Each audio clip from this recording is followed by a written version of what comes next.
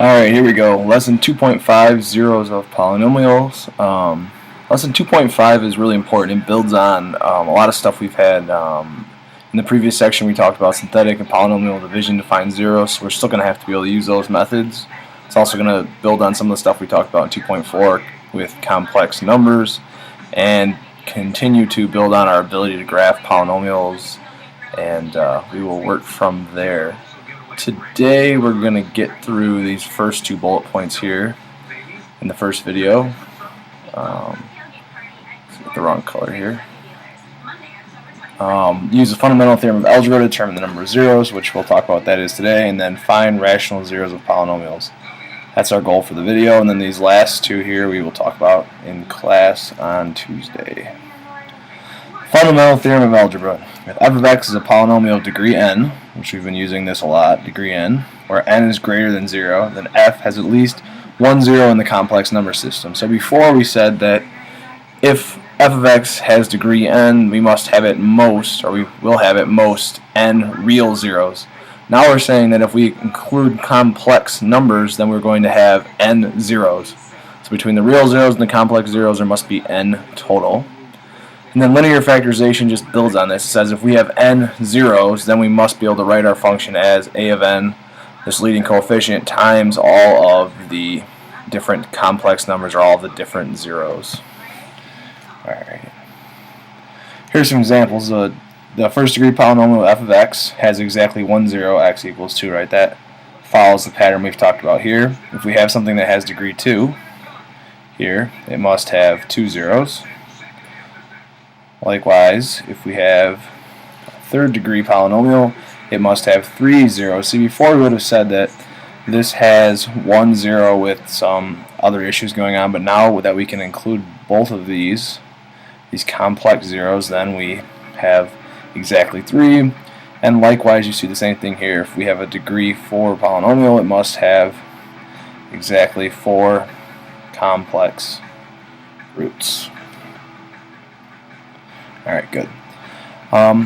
Let's talk about a way in general to find our rational roots. So it says if we have a polynomial, and this is just a basic form of it, with leading coefficient a of n, and then degree x to the n, it must have every rational zero that it has is of the form p over q.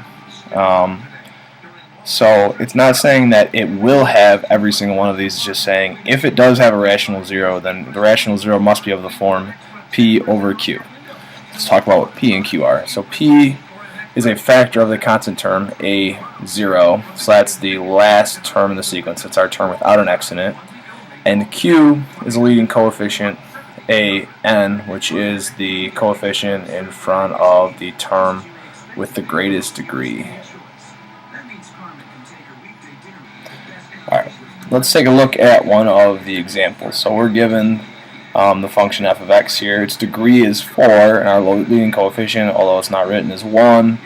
Our trailing coefficient, or our last number here, a0, is -6.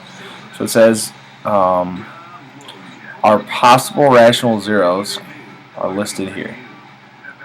Alright, it comes from the fact that all of the factors of 6 are 1, 2, 3, and 6, and then all of the possible factors of 1 is just 1, so all of our terms are 1, 2, 3, and 6. Generally speaking, you would have to go through and use synthetic division to determine if these are roots. In this case, I know that x equals -1 and x equals 2 are roots. And I'm going to show you how we know this here. So if I want to use synthetic division, I'm going to check the -1 first. So I have -1 here. I'll make my box. And then I'm going to write my coefficients 1, -1, 1, -3, and -6. If I check this, I bring down the 1, and I'll have -1 here. This becomes -2, -2, this is 2, and this is 3, and now I'm going to have -3, so this becomes -6, which becomes 6, and 0. And this is the key right here.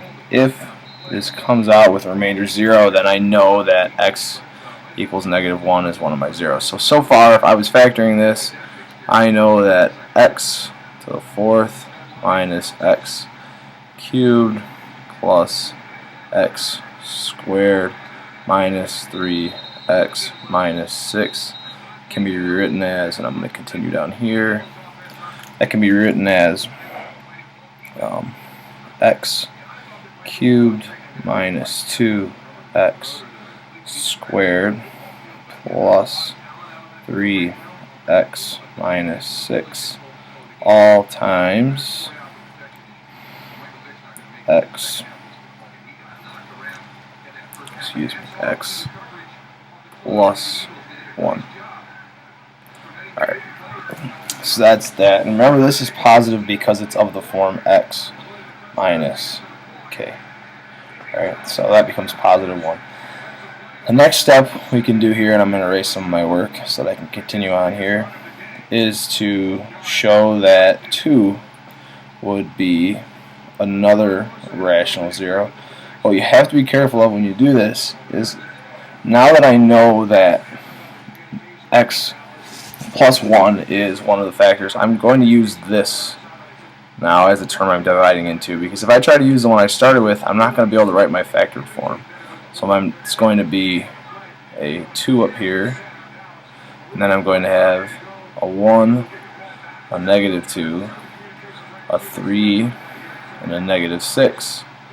And so then now I can work from there. Bring down the 1, this becomes 2, this is 0, 0, and 3, and 6, and 0. And again, I notice that that is my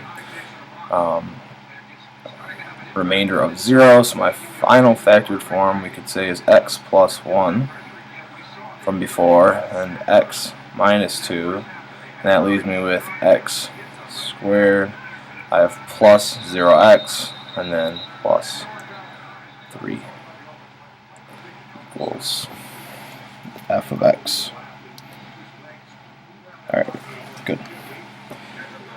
And we see here that once I'm to this point, I know that I'm not going to have any more rational zeros, right? I have real zeros here, but I don't have a rational zero, so even if I were to check any more of these, they're not going to work. Alright. Let's try another one here. The only difference in this problem is that this leading term is not 1, so it makes our possible factors a little more difficult.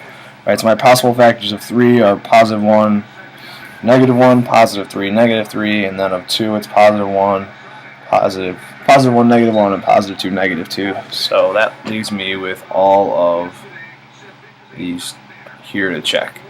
Turns out, for the sake of the video, that I know that this works, so I'm just going to show this quickly. Again, by using synthetic division. So if I try this, I'm going to have 1 up here. My coefficients are 2, 3, -8, and 3, and ultimately goal here is to have 0 as a remainder. Bring down the 2. This is a 2, and 5, and -3, and -3, and 0. So now I'm left with x minus 1 times x, 2x squared plus 5x minus 3. And this is something here we could try to factor, but we find that it doesn't, and this is why you only know that this is your only rational zero. And we'll talk more about how you could factor this with the quadratic equation later on. Alright, there's 2 example problems here. What you're going to need to do is to find all the rational zeros. Alright, and the basic procedure will be to use the formula we talked about earlier here with the rational zero test to list all of your possible rational zeros. So we're going to try that first. Once we've listed them all, then we'll use synthetic division to check each of them individually. Once I've checked it and I find that my remainder is 0, then I know it's one of my rational zeros. And try that for both problems 24 and 25. Good luck.